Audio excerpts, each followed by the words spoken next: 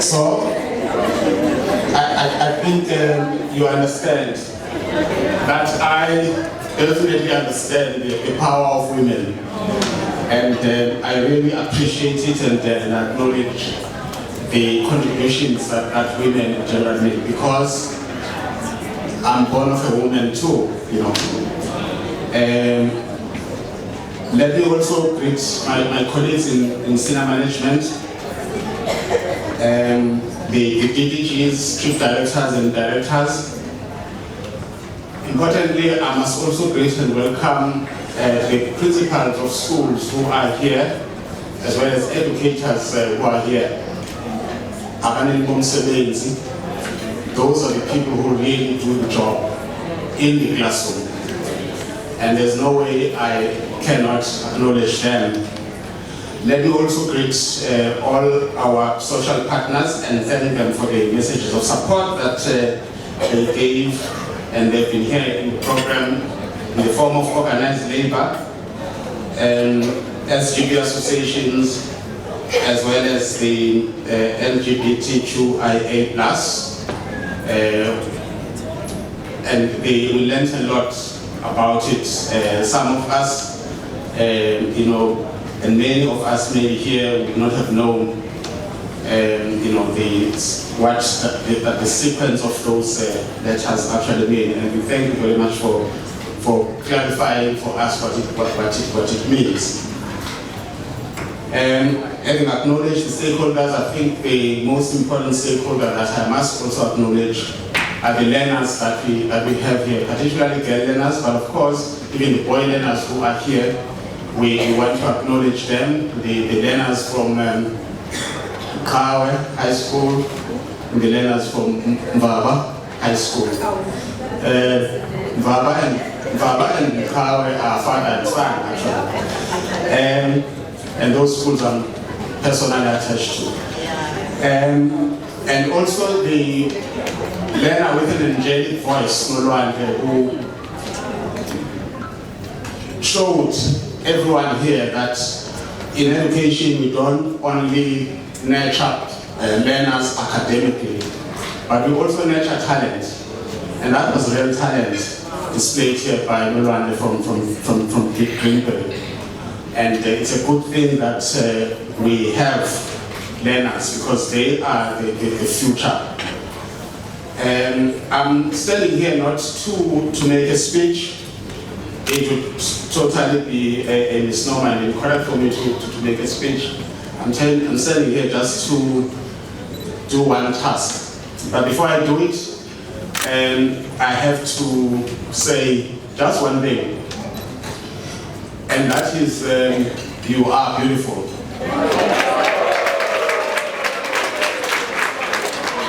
And note that Nonhlanhla because you are beautiful all the time. But today is special, and I can see also that all of the women here got the memo, all of you really. And because we asked yesterday, we asked Mrs. Ngcobo what the theme was, but I am not the one who asked the question. And she said the theme was just be fabulous with a touch of glitz. And I can see that all of you are fabulous.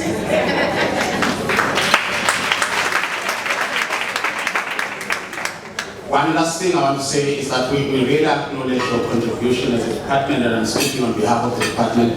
We really acknowledge your contribution, and we and I, on behalf of the department, can make this undertaking that the mandate given to us by our provincial government and by MEC in particular around the appointment of women, we will carry it out.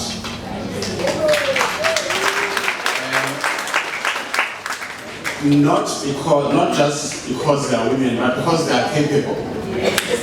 And there are schools that they lead, which are doing very well. They lead in many spheres of life, and you can see that that you don't have to be a man in order to lead and to produce good results. Everything else has been said about yourself supporting each other. I don't want to go back there. But we recently advertised a promotion posts in schools, and we are looking forward to employing as many women as possible to the SMT, because I think what we've realized is that the problem is not necessarily at the level of SMS, directors upwards. That's not where the problem starts. Actually, the problem starts just below that level. 2 levels below that. That's where you have a problem. Now, our focus, therefore, is not just going to be in the level of director upwards, but we've got to focus in the level of your chief education specialist, your deputy directors, and your assistant directors.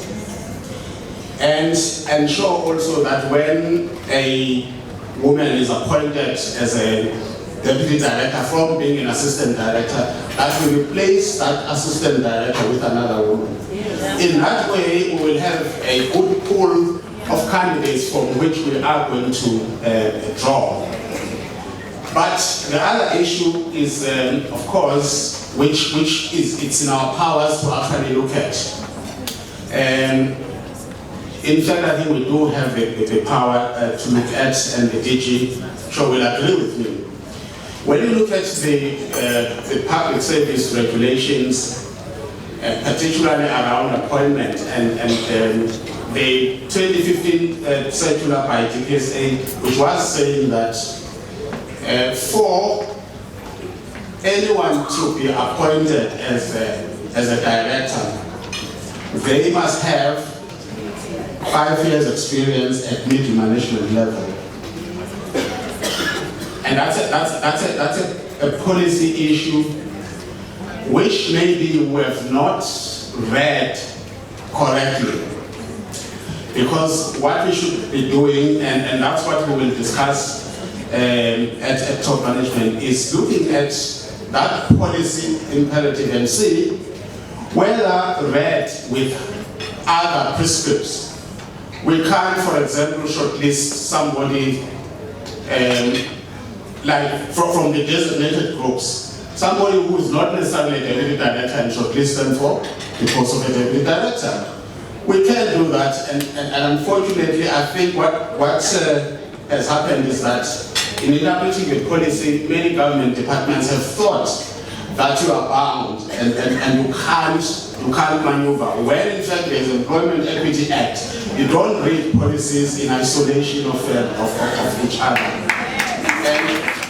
And that has resulted in situations where government officials think they are bound even when they are not. Nothing is actually tying them.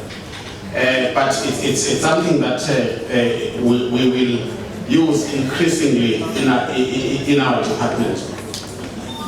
I'm standing here not to make a speech, but to introduce one woman of substance who is going to be the guest speaker tonight. She did her primary and secondary education at Sopit in Umbumbulu, and then went to Charles Sabelo High School. She pursued a tertiary education at the University of Zululand and at the University of KwaZulu-Natal, where she obtained the secondary teacher's diploma. She's actually a teacher, the BA Honours, the Bachelor of Education, the Master of Arts, and a PhD. Obviously, from the schools that I've mentioned, you can tell where she was born. She was born in Bumbulu, and she is number 6 out of 7 siblings.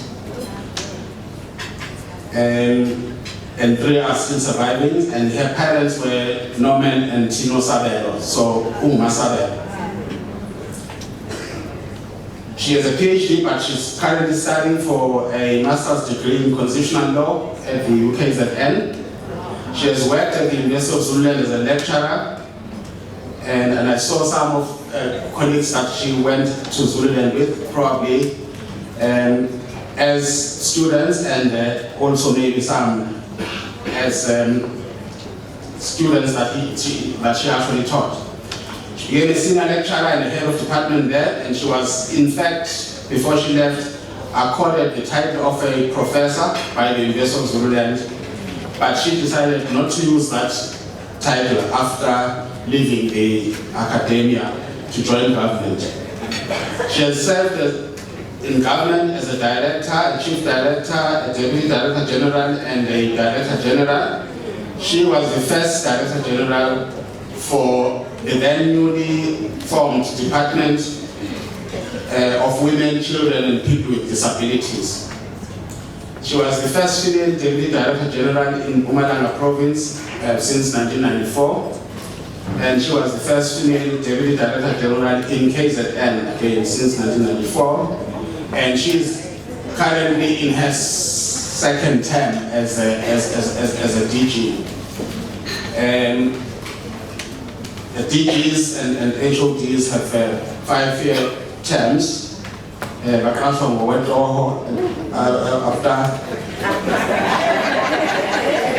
after 5 years, then the contract expires. But hers has been renewed for the second term, which means that she will serve a full 10 years. She's married to to KwaZulu-Natal. They are blessed with a daughter, Tando, who's in the house. She's actually here, sitting at this table. And the one that you know as Mambo, she's actually her daughter. And also a son whose name is Nkululi.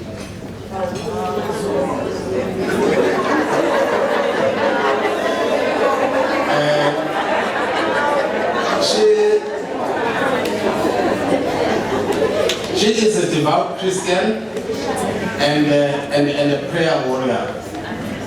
And that's one of the attributes really of women of stature. They are prayer warriors. And many of us are products of that, products of praying mothers, and supported by praying wives and praying partners. Welcome on stage, Dr. Nonhlanhla.